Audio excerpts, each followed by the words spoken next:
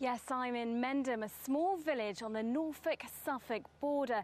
And life here is just getting back to normal because just a few hours ago, this street that I'm standing on now was the scene of a 100-metre cordon. That's because a large bonfire got out of control and the flames were quickly spreading to nearby gas cylinders. 30 people living on this street were evacuated from their homes, and we can hear more about this story in just a moment's time. But first, there have been a few fires in and around the Colchester area today. Let's find out more about them. The scene last night as the former Officers' Club in Colchester was engulfed in flames. Now a private organisation, it's home to 300 or so members. It faces an uncertain future. 40 firefighters from Essex and Suffolk tackled the blaze. At its height, the flames reached 30 feet. The fire was so intense that people living on a neighbouring street had to leave their homes. We just came out and walked through the gate with a lot of other people and watched it go up, really, and it really went up. It's made of basically matchwood and timber. It's old timber building. The weather's been incredibly dry. There was no chance that the fire brigade were going to stop it. The cause of the fire is still unknown and police are treating the site as a crime scene. It's thought fire investigators will be at the site for several days to come. And as the search for clues continues, so does the headache for local homeowners as their electricity and gas remains off. As the hotspots were being dampened at the club in Colchester, another fire broke out in nearby Boxted, this time a large pile of tyres on a traveller's site. 5 fire crews attended that. The cause of the fire is still unknown. So, Kate, what's the situation there tonight? Well, Stuart, it's strange to think that just a few hours ago, this street was cordoned off. Nobody was allowed inside their properties. They've all returned inside their homes. But crews were worried that the gas cylinders, which were positioned relatively near this bonfire, which got out of control, could soon be set alight. And earlier on this afternoon, I caught up with them to find out more about the situation. The first crews arrived, checked around the back of the property and found that there was a bonfire which was getting out of control, and that some acetylene cylinders, or one acetylene cylinder and an oxygen cylinder, were believed to be involved in the fire. And elsewhere in the region, there's also been another major fire in Corby. This time it was at a chemical store. It's called Power Tech on the Phoenix Parkway. But since we've been on air, that has been put out. Back to you. Kate, thank you very much. An obese woman from Essex has died at the age of 40 after apparently eating herself to death in hospital. Sharon Mev-Simler, who lived in Chelmsford, had been in a battle with obesity for years. She said it all started with postnatal depression. She was recently featured on Look East after a request for stomach stapling was turned down because she was too overweight. When she died at the weekend, she weighed 45 stone. Sharon Mev-Simler was one of the country's heaviest women. 3 years ago, we filmed Sharon and her husband at her home. Then, at just 5 foot tall, she weighed 42 stone. She complained her obesity wasn't being taken seriously. Being stuck in this bed and just waiting to die, really. It's because no one's willing to help me. I've also got 4 children to consider, and it's not fair on them to see me like this every day.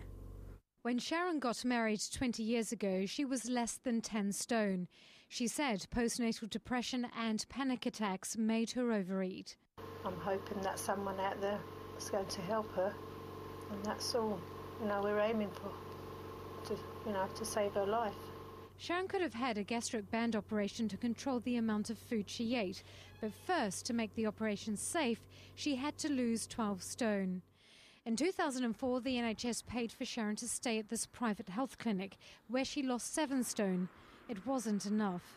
Today, Sharon's family didn't want to speak to us on camera, but they did strongly deny reports in 2 national newspapers that they smuggled food to Sharon in hospital.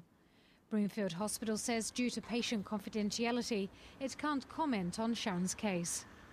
What I can say is that in these exceptional circumstances, we do have a lot of people involved in helping to work out what the right course of treatment would be. Just up the A12 in Ipswich lives the country's heaviest man. Paul Mason tips the scales at 70 stone. His size makes treating him difficult. Health experts warn that with 3/4 of us already overweight, obesity is a problem that's going to get worse. Maria Veronese, BBC Look East. Well, let's speak now to Tam Fry from the National Obesity Forum. I know we can't talk specifically about this case, but why would a request for stomach stapling be turned down? Really, essentially, I think in this case, maybe because the authorities felt that the necessary attention to detail after the operation was not going to be possible.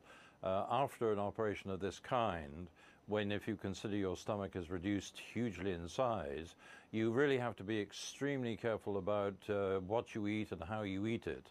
And that requires a lot of attention. And if this lady had been binge eating beforehand, then they would have considered that she was not equal to the task. As a nation, as we heard in that report, more and more of us are becoming obese. Why is that, do you think? Well, I'm afraid we really have got things out of hand. More and more we are leading lives which are essentially unhealthy in eating and certainly not enough exercise. And the two of those factors together are starting to combine to put on the weight enormously. And it's going to get worse, as your commentary said, unless we do something really serious about it now. We're often told that we should allow people to be happy and fat. Do you think that that's okay? Personally, I don't think that's okay. I think that people should be allowed to do what they want, but if they feel happy in doing it, then they should be reminded that there may be a point when their fatness actually starts to attract the comorbidities such as diabetes type 2 or cardiovascular disease. And that, of course, is the beginning of the end, and people are dying much earlier than they should. And it's costing the nation a lot of money. Hugely. The latest document which came out, which the government accepts, is that the loss to the nation in the year 2050 will be £50 billion per annum. And that is only achievable if we start doing something sensible now. Tam Fry, thank you very much. Detectives in Bedford are still trying to find out how a man plunged to his death through the glass roof of a shopping centre. The incident happened on Saturday afternoon when the town centre venue was full of shoppers. Well, let's get the details now from Nikki Jenkins in Bedford. Good evening, Amanda. Well, I'm standing in a service yard behind the glass roof arcade where the man fell. But if you look behind me, you can see the shops in Bedford town centre. I understand that the man was being chased by a security guard from there. And if you look this way, you can see this area is being described to me as being like a Victorian warren. And it's not uncommon for shoplifters from the town centre to come through here trying to get away, only to discover that there's no way through. The only way to escape is over the top and out. He fell more than 45 feet to land on the flagstone floor below. The crack of the glass breaking was so loud, staff at the nearest shop thought there'd been a ram raid. All this glass just fell through and this blew, and I thought it was a bag or something, and it turned out that it wasn't. It was actually a man. He had his hood up and I just saw it hit the pavement, and the impact of it was so severe, it was horrible. The first Saturday of the school holidays, children crowded the sweet shop just a step away. Many of the staff were teenagers doing Saturday jobs. Their peace of mind has been shattered. We were very, very fortunate that we had a customer that has been a nurse, and there was a young doctor who just happened to be here, who I understand had just qualified and starts work at Southwing today, and they were just amazing. They just set to and just did the best they could until the medics came. Despite their efforts, he couldn't be saved. Police have now identified the man. Today they continued their investigations into how a chase could end so catastrophically. Well, we still haven't been told the man's identity. All we know is that he's white, about 25 years old, and came from the Bedford area. A post-mortem will be carried out tomorrow to establish exactly how he died, and police say they will release his name sometime after that. Back to you in the studio. Nikki, thank you. Well, later